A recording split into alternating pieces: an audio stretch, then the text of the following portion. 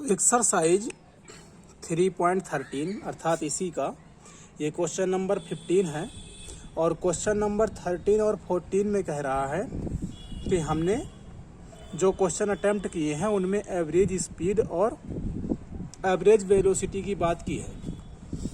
तो ये हमारा क्वेश्चन नहीं है, इसमें क्वेश्चन है कि कोई भी अंतर नहीं दिखता है, मतलब किसी भी अंतर की, किसी भी डिस्टिंक्शन की नीड नहीं होती है। कब नहीं होती है? जब हम इंस्टेंटेनियस स्पीड और इंस्टेंटेनियस वेलोसिटी की बात करते हैं तब। अर्थात उसी को उसने डिटेल में दिया है यहाँ पर कि इंस्टेंटेनियस स्पीड हमेशा इक्वल होता है मैग्नीट्यूड ऑफ इंस्टेंटेनियस वेलोसिटी के, और ये क्यों होता है इसी के बारे में हमें बताना है। तो हम यहाँ पर लिखेंगे कि जो इंस्टेंटेनियस स्पीड होती है वो क्या होती है आपकी, तो वो होती है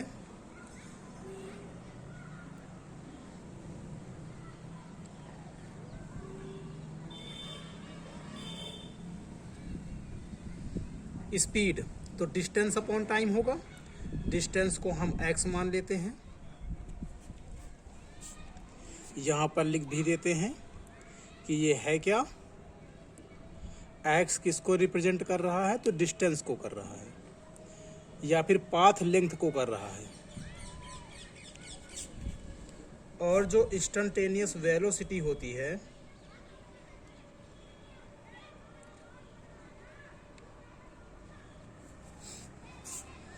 वो क्या होती है, तो डिस्प्लेसमेंट होती है। तो डिस्प्लेसमेंट को हम s या y से रिप्रेजेंट कर सकते हैं, जहां पर s किसको रिप्रेजेंट करेगा, डिस्प्लेसमेंट को।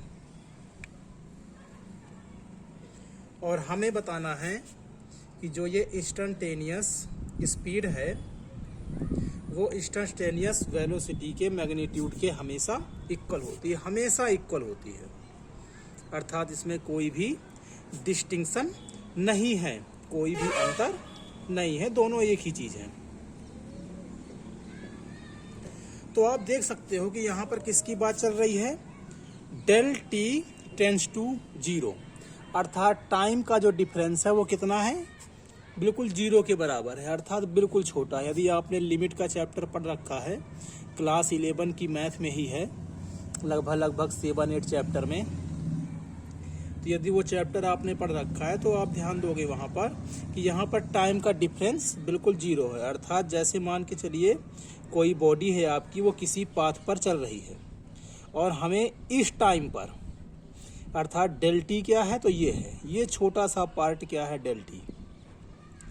इतने से टाइम में कितना पाथ लेंथ है, कितनी डिस्टेंस है या फिर कितना डिस्प्लेसमेंट है, इसकी बात चल रही है। तो टाइम डिफरेंस जब बहुत छोटा होता है, बहुत छोटा होता है, तो यहाँ पर डेल एक्स की वैल्यू भी बहुत छोटी आएगी और डेल एस की वैल्यू भी बहुत छोटी आएगी। अर्थात छोटे से टाइम इंटरवल के लिए जो पाथ लेंथ में डिफरेंस आएगा या डिस्टेंस में डिफरेंस आएगा या हम कहें डिस्प्लेसमेंट में डिफरेंस आएगा, वो बहुत छोटा होगा। और बहुत छोटे होने पर हम ये पता नहीं कर पाते हैं, हम ये इतना डिस्टिंक्ट नहीं कर पाते हैं कि इसमें कितना डायरेक्शन का चेंज हुआ है और कितना मैग्नीट्यूड का चेंज हुआ है। अतः हम कह सकते हैं कि इंस्टेंटेनियस स्पीड इंस्टेंटेनियस वेलोसिटी के इक्वल होती है। बस यही इसका आंसर है। फिर से समझ सकते हो आप, टाइम डिफरेंस क्या है, बहुत छोटा। जैसे मान के चलिए आप कोई बाइक चला रहे हैं और 10:05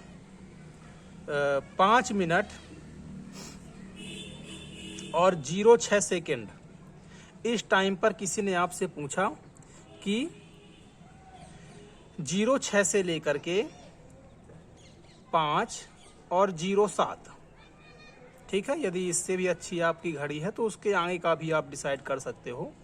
मान के चलो यहाँ पर जो भी आपका पल्स नाम देते हैं, जो भी नाम देते हैं, तो यहाँ पर हमने ले लिया मान के चलिए 8 और यहाँ पर मान के चलिए हमने ले लिया ये।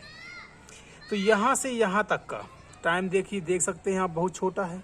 और इतने टाइम में आपकी जो बाइक है, आपकी जो कार है, वो कितना ट्रेवल कर रही है और किस डायरेक्शन, और डायरेक्शन कितना चेंज हो रहा है।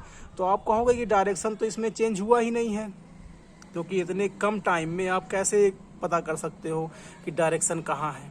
ठीक है, तो डायरेक्शन के बारे में भी आप बता नहीं सकते हो।